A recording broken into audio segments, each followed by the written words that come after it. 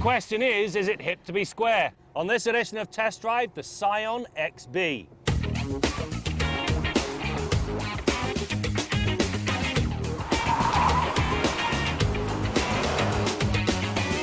A little under a year after landing in Canada, Toyota's sub-brand is beginning to make waves.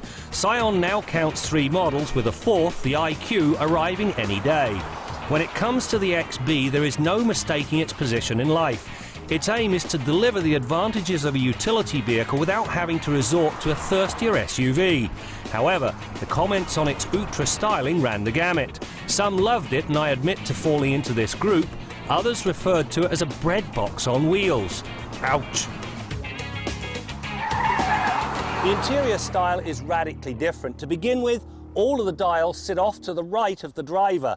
Once you get used to it, it's very easy to live with. I don't care for the digital speedo, but that's grist for another mill. As for the radio, it's a bit convoluted and the buttons are small. However, the rest of it, well, it's actually done very nicely. The plastics are good, not great, but fairly good. The front seats are very comfortable and there's a ton of space. When it comes to the handling, the XB is surprisingly accomplished, considering it uses a fairly basic suspension setup. Struts up front and a twist beam in the rear. When pushed, there is some initial body roll, but as soon as things take a set, the XB rides out a corner quite well. It certainly did better than expected through the pylons. The 205/55 R16 tyres deliver plenty of grip, and the steering has a connected feel. In fact, the only quibble is that the XB's slab-sided styling makes it susceptible to strong crosswinds. When you get to the back seat, there is an absolute ton of space back here. It's almost limo-like. Plenty of knee room. The seats sit well off the floor, so you've got somewhere to put your feet. And if you're a cowboy, well, you can wear your hat.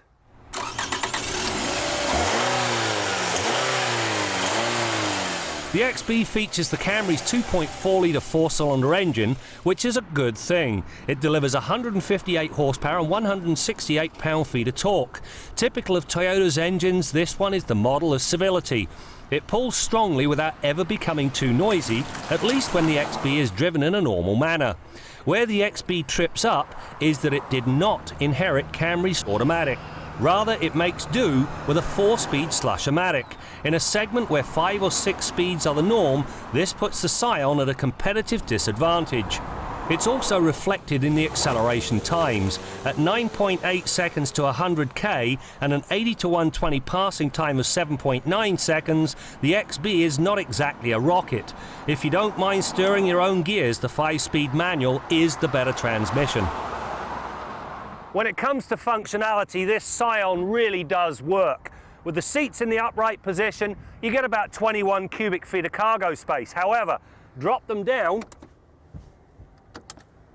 which is as simple as that, and you open up 69 cubic feet of cargo space. The important point being, all of the space is usable. The intrusions have been kept to a minimum, and that includes the shock towers. The XB earns Toyota's Star Safety System.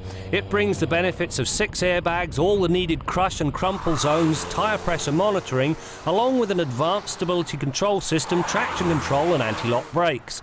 The latter proved to be up to the task of hauling almost 1,400 kilograms of box to a halt. Testing pegged the average stopping distance at 41 metres. Dynamically, there's nothing too special about this Scion XB. Indeed, that 4-speed automatic transmission actually makes it rather busy on the highway. However, if you're after stylistic functionality, well, it's all wrapped up in one not-so-small box. In that regard, I guess you could say it's hip to be square.